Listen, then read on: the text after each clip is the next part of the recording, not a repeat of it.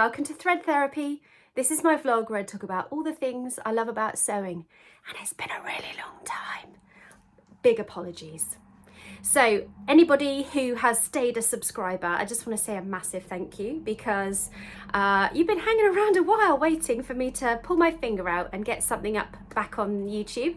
And it seemed like the universe was kind of telling me that I needed to get back on it, because I've had a few messages from some lovely people saying, are you going to put any more content out? And I just thought, you know what, it's a new year, so I'm going to start off on the right foot with a Friday sews, and let's see how we get on. Fingers crossed I can maintain it. So you're probably wondering where the heck I've been the last couple of years, or however long it's been, and I can just say life has been going on. I have been sewing, although I did lose my sojo for quite a while, and that's mainly because my body's been changing a bit. You know, the old clock is ticking, biological clock that is, and things are being distributed in areas that they might not have been distributed before, which has meant that some of my sewing patterns that I've had as tried and true haven't fit me very well anymore, which has sort of dampened my spirits a bit, and I've had to change things, and oh, it's just been a saga, and I won't bore you with it. But anyway, I'm here now, and Friday Sews is a hashtag that was started by Today in Jen's Sewing Room. I will pop her details in the drop down box below. It's just a way of everybody being able to find all the sewing vloggers on a Friday, and so I thought I would try and be quite structured with mine and come up with sort of headers so that we don't get carried away and I end up waffling. So the first thing I'm going to talk to you about is what I've been sewing lately, and I'm wearing the first make. This was a chalk and notch page hoodie that I made over the Christmas period in this, it's actually an ecru colour, but it looks quite white on camera. And I've made the crop version. I will try and insert a picture or two or some twirls of me wearing it so you can see it properly.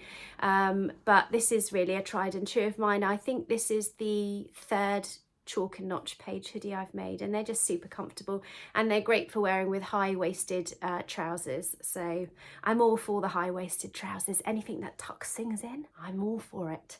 So yeah, I am really enjoying wearing this, although you can imagine I'm probably going to spill something like gravy down the front of it anytime soon and wreck it, but there we are. Not very practical, but a winter white nonetheless.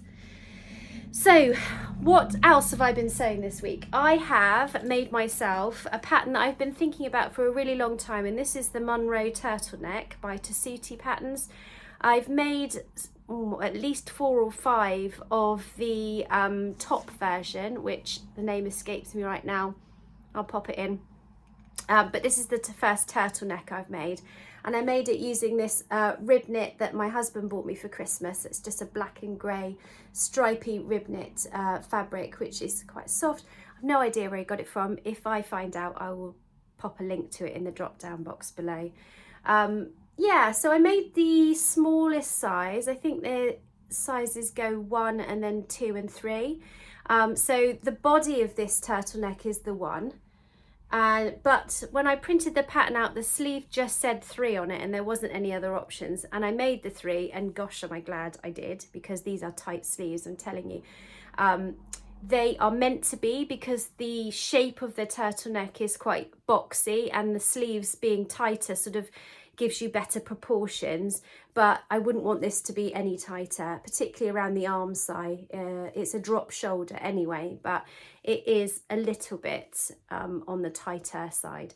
And because this is quite a thin rib knit, I'm not sure how much wear I'll get in the depths of winter, because it's not terribly thick, and I'm tending to reach for more thicker jumpers, like toaster sweaters and things like that. So I think this will be more of a maybe autumn or spring kind of a wear. But yeah, I'm quite pleased to have got that make in and out of my stash quite quickly, having quite a large fabric selection, as you might imagine.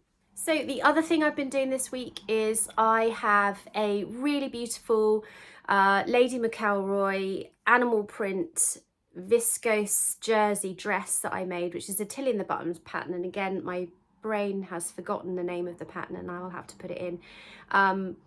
It's a beautiful dress and I loved wearing it, but like anything, when you have like a half circle skirt on the bottom, after a while, particularly with a viscose jersey, the hem started to drag, and then we ended up with a really wonky hemline, and so it's languished in the back of my drawer for the best part of a year probably without being worn, because I was too lazy basically just to pull my finger out and cut that hem off and level it. And I've done it this week. In fact, I did it yesterday, so I will try and pop in some images of it on my dress form so you can see what I'm talking about. But literally all I did was drop a tape measure from the elasticated waist to the bottom at the longest point on the short part of the hem on the front that I could find, and then did the same all the way around and chopped it off. So I literally just have to overlock and turn up that hem, and then I can wear that dress again, and I've given it another lease of life, which is great. So those are the real three things that I've almost finished, and I'm in the middle of another project. I'm making the Bestie bag, which is a Blackbird Fabrics bag pattern. I think it's Blackbird Fabrics. If it's not, just blame my menopausal brain. I will pop it in the drop down box below. But I made one of these, can't remember when now, probably the end of summer last year, in a cream colour. I'll show you, just one second. So here is my Bestie bag that I made last year. You can see it's a banana shaped handbag, and this is the issue with it. It's cream, which again is not practical and is filthy dirty and needs to go through the washing machine. And I use this bag every single day. I had to sew the webbing here because this clasp just kept slipping up and down, which was really annoying. So it is fixed in place at the right length. I put on a Made with Love label on there, but this bag is battered. I use it every day. The lining is a really cute green fabric. And I put pockets in this one, but I'm not bothering with my next one because I don't tend to use the pockets very much. They don't have any elastic in the top of them, and so if you put anything in the pocket, it just flops out into your bag anyway. So I'm leaving the pockets off the next one, and this is purely so I can put my cream one in the washing machine, so I've got a replacement. So yesterday an urge overtook me to make this bag, and I looked through my stash and found some navy cotton drill, which I just had, and an orange zip, and the lining is also going to be orange, and I just need to pick myself up some navy webbing for the strap, but I was really pleased with that. It's always nice when a zip goes in perfectly. So yeah, that is what I'm in the middle of making at the moment, so hopefully the next time I come on I'll be able to show you the finished bag. So the next category is what I'm going to say next, and this is fluid, let's put it that way, so don't hold me to any of these plans. I think one of the reasons why I maybe lost my love for vlogging a tiny bit was because I felt like I had to stick to the plans that I was making, and that kind of takes the fun out a bit for me. I'm very much a spontaneous, let's just make something and find what I've got kind of a girl. So don't hold me to this if I don't end up doing it. But I've got a couple of ideas in mind. So the first one is going to be a Marlowe cardigan. This fabric is a black, I don't know what it's composed of. It feels like it might have a bit of polyester in there, but it's a knitted type fabric. And I'm pretty sure I got this from Flamingo Fabrics when they had a sale on probably last year. But it's just a black knitted fabric. And I'm planning to make the Marlowe cardigan. I've made one, I think, before. It's a nice pattern. So I'm just going to use some black ribbing for the bands and the bottom band and the cuffs, and find some just nice plain big black buttons. So I was thinking that that might be quite a good plan for that fabric, because that's been sat in my stash for a while. The next potential plan could be something with this fabric here. So this is again another fabric that my husband bought me for Christmas. This is almost like a Ponte weight jacquard. I don't know if you can see there, but it's got like a texture on it, like a bobbly texture. Just a classic sort of Breton stripe, and I've got a couple of meters of this, and I'm not entirely sure what to do with it. I think, something like the Monroe turtleneck shape, but I am going to have to revisit that pattern if I make it again, because I know that with a sturdier knit fabric it will end up being even tighter, so that's not going to work with the pattern that I've got cut out ready. So if you've got any ideas, I'm thinking maybe a funnel neck and sort of a boxy shape, sort of loose fitting top that I can tuck into jeans. So yeah, answers on a postcard down below. So my last potential plan for the following week is something using this jersey, which I purchased from Franklin's, which is our local fabric shop, in their recent New Year sale. And it's a camouflage print. I've got a bit of a thing about camo at the minute. I saw somebody, a friend of mine, wearing a camo dress last summer, and she had an orange banana bag or a bum bag and this camo dress, and I just thought, oh, it looks so cool in that. And I just wanted to recreate it. And I've tried several times with different fabrics to make the exact right dress, and it hasn't quite been perfect. So I'm not sure what pattern to use for this. I've been looking around and having a think. I think some sort of t-shirt style dress might be something that I might wear more. I did have a look at some of the Sew Over It patterns. They've got some really nice jersey patterns, but I've got a feeling they're too dressy, and as I get older I'm learning more about what my personal style is, and there's no point in me making fancy dresses because I just don't wear them.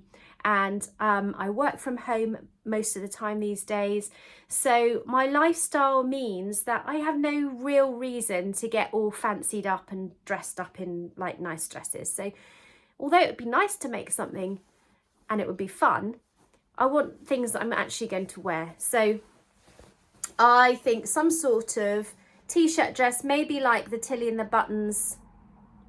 Again, pattern names escape me today. I'll put it in.